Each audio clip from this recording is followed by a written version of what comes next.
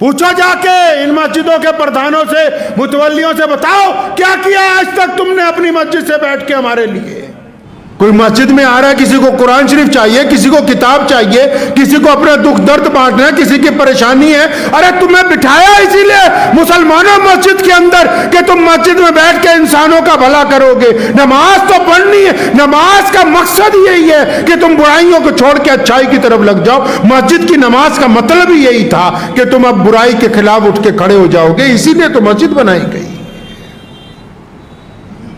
مسجد نبوی صلی اللہ علیہ وسلم میں بتاؤ تو صحیح، دنیا کا کون سا کام ہے، دنیا کا کون سا فیصلہ ہے جو محمد رسول اللہ نے مسجد نبوی میں بیٹھ کے نہیں کیا؟ کوئی ایک کام تو بتاؤ جو مسجد نبوی میں بیٹھ کے نہیں ہوا۔ ہم لوگوں نے دو طبقات کے اندر مسلمانوں کو بانٹا۔ دنیا دار لیڈر کہتے ہیں کہ مسجد میں نماز کے علاوہ کوئی گفتگو نہ ہو، اور تمہارے پاس نہ تعلیم کا کوئی نظریہ ہے، نہ تمہارے پاس مسلمانوں کے اتفاق کا کوئی نظریہ، نہ تم مسلمانوں کی کوئی چیریٹی کر سکتے ہو، نہ تم اسلام کے ذریعے غیر مسلم دوستوں کے آگے اسلام کو پیش کر سکتے ہو۔ تمہارے پلے کچھ نہیں، لیکن تم یہ چاہتے ہو کہ مسجد میں صرف 5 وقت نماز کی بات ہو، اس کے علاوہ کوئی بات نہ ہو۔ یہیں پر آ کے تم نے اپنے پاؤں کے اوپر کلاڑا مارا ہے۔ تمہیں یہ بات سمجھائی کس نے کہ مسجد صرف 5 وقت جماعت کے لیے ہے، اس کے علاوہ کچھ نہیں؟ مسجد تو ایکو فرینڈلی ہونی چاہیے۔ مسجد تو کہتی ہے کہ بندہ بنا نماز کے آئے، تھکا ہوا آئے، پریشان حال آئے تو کوئی بات نہیں، اگر وضو کر کے وہ مسجد کے اندر آرام کرنے لگا تو کیا بات ہو گئی؟ مسجد تو بنائی اسی لیے تاکہ لوگوں کو راحت پہنچا دی جائے۔ تم کون ہوتے ہو اس کو پریشان کرنے والے، دوسرے کو سوال کرنے والے؟ اللہ نے کسی کو کسی کے اوپر جج نہیں لگایا دنیا میں، اس کے لیے باقاعدہ عدالتیں قائم کی گئی، قاضی کے عہدے بنائے، حکومتیں بنائی، ووٹ ڈالتے۔ ہر ایک بندے کو نہیں اختیار دیا کہ وہ آن دی اسپاٹ خود بولے کہ میں فیصلہ کروں گا۔ ہوتے کون ہو تم فیصلہ کرنے والے کہ کس کی نیت کیا ہے، کس کی نیت کیا نہیں ہے؟ آپ نے اپنے پاس سے نیتوں کا اعتبار کر کے پوری قوم کا بیڑا گرک کر دیا۔ آپ یہی بتانے بیٹھ گئے کہ ہم بتائیں گے کہ کون بندہ مسجد کے اندر بیٹھ سکتا ہے، کون بندہ نہیں بیٹھ سکتا، کون نماز پڑھے گا، کون نہیں پڑھے گا۔ مسجد تو وہی ہے، یاد رکھیے، چاہے آپ کے محلے کی ہو یا آپ کے شہر کی ہو، جس مسجد میں 5 وقت نماز کے نمازیوں میں اتفاق نہیں، وہ ابھی مسجد کے حکم میں آئی نہیں ہے۔ جہاں کندھے سے کندھے نہیں ملے ہوئے، وہ ابھی پوری نماز اپنے حکم میں نہیں آئی۔ جو اپنے امام کا اکرام نہیں کرتے، وہ ابھی اعتقاد کے اندر نہیں آئے۔ جس مسجد کے دروازے پر کوئی بھوکا جاتا ہو اور خالی لوٹ آئے تو وہ ابھی حکم میں نہیں آئی۔ جہاں کسی کا دکھ درد سننے والے بیٹھنے کے لیے تیار نہ ہو اور خود میٹنگیں کر کے رات کو بریانی کی دیگ منگا لیتے ہو، یہ ابھی مسجدوں کے حکم میں نہیں آئے۔ یہ تماش بھی نہیں کر رہے۔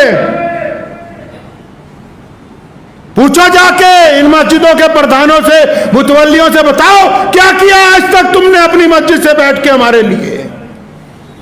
کیا کوئی ٹیوشن سینٹر کھولا مسجد میں؟ کیا کوئی بیٹیوں کے لیے سلائی کا سینٹر کھول دیا ہے؟ کیا ڈسپینسری بنا دی ہے؟ بتاؤ تو صحیح کہ کیا کیا مسجد میں بیٹھ کے؟ کیا کوئی ایسا نظام بنا دیا کہ جو آتا ہے، جس کے پاس کرایہ نہیں ہوتا، اس کو ٹکٹ دے کے ریل چڑھا دیتے ہو؟ پتہ لگے کوئی اسپتال میں بیمار ہوتا ہے، تم اس کا بل بھرنے کے لیے جاتے ہو تو اس کو دوائیاں دیتے ہو، پتہ تو لگے کیا کیا ہے؟ پوچھا ایک دفعہ ان سے جا کے کہ تم کرتے کیا ہو مسجد میں؟ مسلمانوں، صرف اگر اس چکر میں رہ گئے تم کہ مسجد صرف 5 وقت نماز کے لیے تو اپنا بھی خسارہ کرو گے، دین کا بھی کرو گے، لیکن دین کل کو پھر آگے نکل جائے گا، تم یہیں کے یہیں کھڑے رہ جاؤ گے۔ پوری دنیا کی مسجدیں دیکھو جا کے، یورپ میں جائیے، افریقہ میں جائیے،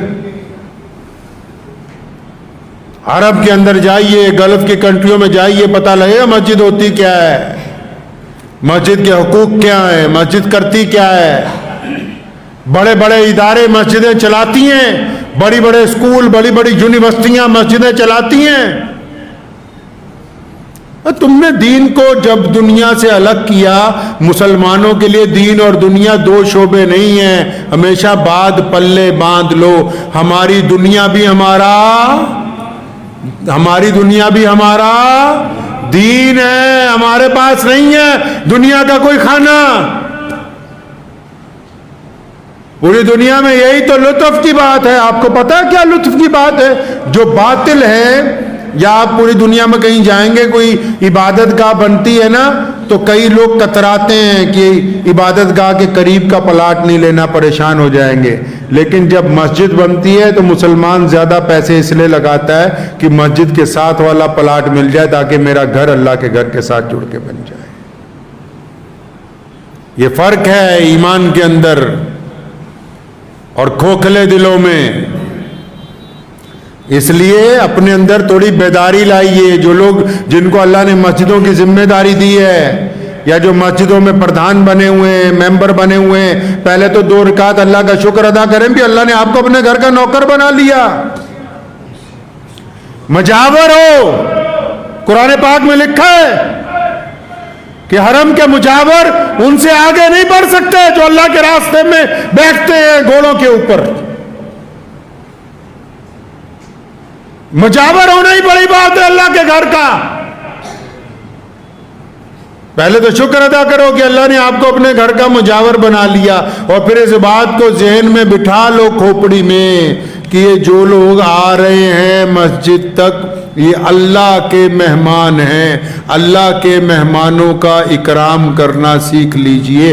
اگر آپ اللہ کے مہمانوں سے غنڈہ گردی کریں گے تو اللہ کی طرف سے جب پکڑ آئے گی، ساری چودراہٹ نکل جائے گی، ساری پردھانگی نکل جائے گی، نہ دین کے باقی رہو گے نہ دنیا کے باقی رہو گے۔ لکھ کے لے جاؤ اس بات کو۔ ایک بات اور ہے ہندوستانی مسلمانوں میں، ہم لوگ اگر باہر پوری دنیا میں جاتے ہیں، اچھا آپ کو ایک بات مزے کی بتا دوں، انڈیا میں جو مسلمانوں کا پروڈکٹ ہے نا، انہوں نے فتووں کے چکر میں چل چل کے اپنا پیر پہ خود ہی کلاڑی ماری۔ ضرورت تو ان کو مسئلے مسائل کی تھی، پوچھنا تھا رسول اللہ صلی اللہ علیہ وسلم کا چہرہ کیسا تھا، ہم اپنے نبی صلی اللہ علیہ وسلم کے چہرے کے مطابق داڑھی رکھے، پوچھنا تھا۔ لیکن یہ پوچھنے نہیں گئے، فتویٰ لینے گئے۔ کیوں؟ کہتے یار میری چاہے چھوٹی ہو یا بڑی ہو، اپنے ساتھ والے کا رگڑا لگانا ہے۔ ان کو فتویٰ اس لیے چاہیے تاکہ یہ اپنے بھائی کی بے عزتی، یہیں پہ یہ مار کھا گئے بس۔ پوری دنیا نے مسائل معلوم کیے کہ اللہ کے نبی، آپ کو پتا ہے کہ عرب کے لوگوں کے اندر کوئی فتوی بازی نہیں ہے، اتنے ملک ہیں۔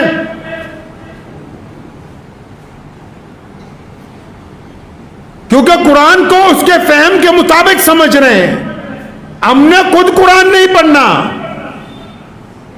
نہ مسجد میں کوئی نظام ہی نہیں بنایا ہم نے کہ جی جو بچے ہیں وہ صبح کو پڑھیں گے، بڑے شام کو پڑھیں گے، جی جو بچے ہیں وہ ظہر میں آ جائیں گے، بڑے جتنے عشاء کے بعد 1 گھنٹہ قرآن پاک سیکھیں گے۔ نہیں، ہم نے تو کہا جا رہے ہیں تو 5 وقت نماز کے لیے، بس استنجا کرو، نمازو کرو، مسجد پڑھو، بس اللہ اللہ خیر چل رہا۔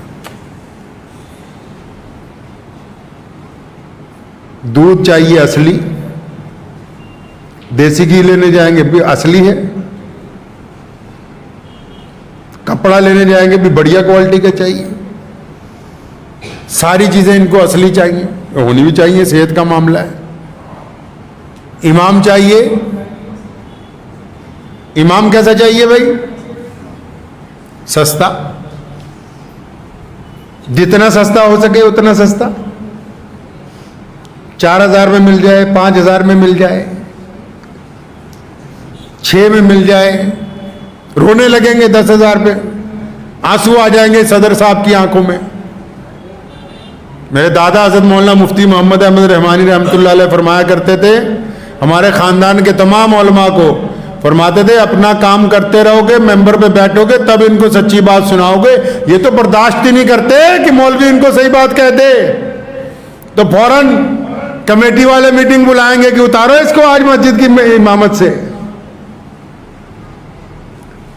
پنجاب وقف بورڈ کا ایک قصہ میں آپ کو سناتا چلتا ہوں۔ تو میں نے وہاں ایک دفعہ کہا، اسے 10 سال پہلے کی بات ہے، میٹنگ میں میں نے کہا ایسا کرو پورے پنجاب میں اماموں کی تنخواہیں بڑھا دیتے ہیں۔ تو جس دور میں میں تھا مذہبی امور کا چیئرمین تو اماموں کی تنخواہ 7-8 ہزار تھی، تو میں نے سوچا 20,000 کر دیتے. اب باقی سارے ممبران میرے سے بحثنے لگے کہ ارے عثمان بھائی یہ تو بہت زیادہ ہو جائے گا، ان کو اتنی ضرورت نہیں ہے. اچھا مجھے بھی پتا تھا کہ اگر 20 کہوں گا تو 4-5 اور بڑھائیں گے، چلو 13-14 ہزار ہو جائے. تو لیکن وہ گفتگو چل رہی تھی تو میرے ایک اور دوست ہیں تو میرے ساتھ ہی بیٹھے ہوئے تھے، دنیا دار آدمی. تو میں نے ان کو اچانک کہا، میں نے کہا یہ آپ نے جوتے ماشاءاللہ بہت اچھے پہنے ہیں، تو یہ کتنے کے؟ تو مجھے کہنے لگے یار عثمان بھائی یہ 22,000 روپے کے آئے ہیں، ایڈیڈاس کمپنی ہے اس کے لیے.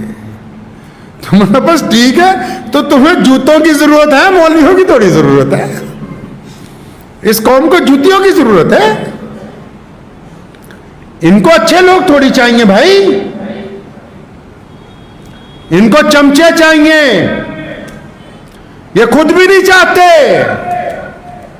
وہ بھی سنو جو بار بار مجھ سے سرکاری مولویوں کا توا سن کے خوش ہوتے، ارے ان کو بھی اچھے لوگ نہیں چاہیے. ان کا اپنا بیٹا 40,000 روپے مہینہ اڑا دے، یہ امام کو مکمل تنخواہ نہیں دیں گے کہ وہ اپنے بچوں کا گزارا اچھی طرح کر لے. نہیں، ان کے پیٹ میں درد ہو جائے گا. ان کو بھی پھر جوتیوں کی ضرورت ہے. قرآن پاک کے بعد سب سے مستند کتاب ہماری پوری دنیا میں امام بخاری نے لکھی حدیث شریف کی کتاب ہے، نبی علیہ السلام کے فرمانات کی کتاب ہے. جو پہلی حدیث انہوں نے نقل کی، فرمایا کما قال النبی صلی اللہ علیہ وسلم انما الاعمال بالنیات، کہ عمل کا دار و مدار نیت پہ. جب ان کی نیت ہی جوتے کھانے کی ہے تو پھر اللہ نے وہی انتظام کر رکھا، وہی انتظام کیا ہوا. تو اس لیے اگر آپ باقی چیزیں اصلی چاہتے ہیں، اپنی مسجد کے امام سے لے کے نظام تک کو بھی دینی بنانا ہوگا. لکھ لو آج اس بات کو اپنے دل پر. جتنے پردھان حضرات ہیں، ممبران حضرات ہیں، آپ کے لیے میں دعا گو، کسی کے لیے کوئی برا خیال کبھی دل میں نہیں آیا، لیکن میں آپ سے بھی گزارش کرتا ہوں سر جوڑ کے بیٹھ جاؤ. یہ وقت ہے دوبارہ اسلام کے پیغام کو عام کرنے کا. یاد رکھو دنیا میں جب بھی اسلام کے خلاف باتیں زیادہ ہونے لگے تو وہ وقت ہے سروائیو کرنے کا، وہ وقت ہے آگے بڑھنے کا، وہ وقت ہے لوگوں کو بتانے کا کہ اسلام کیا ہے. اور یقیناً جب آپ آگے بڑھیں گے پریشانی کے درمیان تو اللہ نے آپ کے لیے کامیابی رکھی ہے، اس کے اندر گھبرانے کی کوئی بات نہیں ہے. سر جوڑ کے بیٹھ جاؤ. دیکھو کیا کر سکتے ہیں اپنی مسجد میں، کون سی تعلیم کا نظام چلا سکتے ہیں، کون سے کالجوں کے زیادہ بچے ہیں جن کو ٹیوشن دے سکتے ہیں، کون سا ایسا غریب ہے جس کو پیسے دے کے چھوٹا سا اس کا کاروبار شروع کروا سکتے ہیں. کیا ہمارے پاس نظام ہے کہ رات کو مسافر آئے تو ہمارے پاس ٹھہر جائے؟ ہمارے پاس ایسا کیا نظام ہے کہ ہمارے امام کو کوئی دکھ نہ ہو، تکلیف نہ ہو؟ ہمارے پاس ہم نے کیا کیا ہے؟ آج سے یہ سوچے بس جا کے اپنے محلے کی مسجد کے لوگ بیٹھ کے یہ سوچے بھی ہماری مسجد نے آج سے پہلے کیا کیا ہے انسانوں کے لیے. ہمارے محلے میں جو غیر مسلم غریب ہے اس کے لیے ہم نے کیا کیا، اپنے ہندو سکھ بھائیوں کے لیے ہم نے کیا کیا ہے، اپنے پڑوسیوں کے لیے ہم نے کیا کیا ہے. صرف 5 وقت نماز نہیں، مسجد نبی صلی اللہ علیہ وسلم کی سنتوں پر ہونی چاہیے. میرے نبی کی مسجد میں غریب کے لیے کھانا ہے، میرے نبی کی مسجد کے لیے مسافر کے لیے سواری ہے، میرے نبی کی مسجد کے لیے زخمی کے لیے ملم ہے. تو ہمیں اپنی مسجد کو اپنے نبی صلی اللہ علیہ وسلم کی مسجد کے مطابق چلانا ہوگا. انشاءاللہ تعالی چلائیں گے جی انشاءاللہ. دعا کیجیے اللہ تعالیٰ مجھے بھی آپ سب کو بھی ان باتوں کے اوپر عمل کرنے کی توفیق عطا فرمائے. وآخر دعوانا ان الحمدللہ رب العالمین.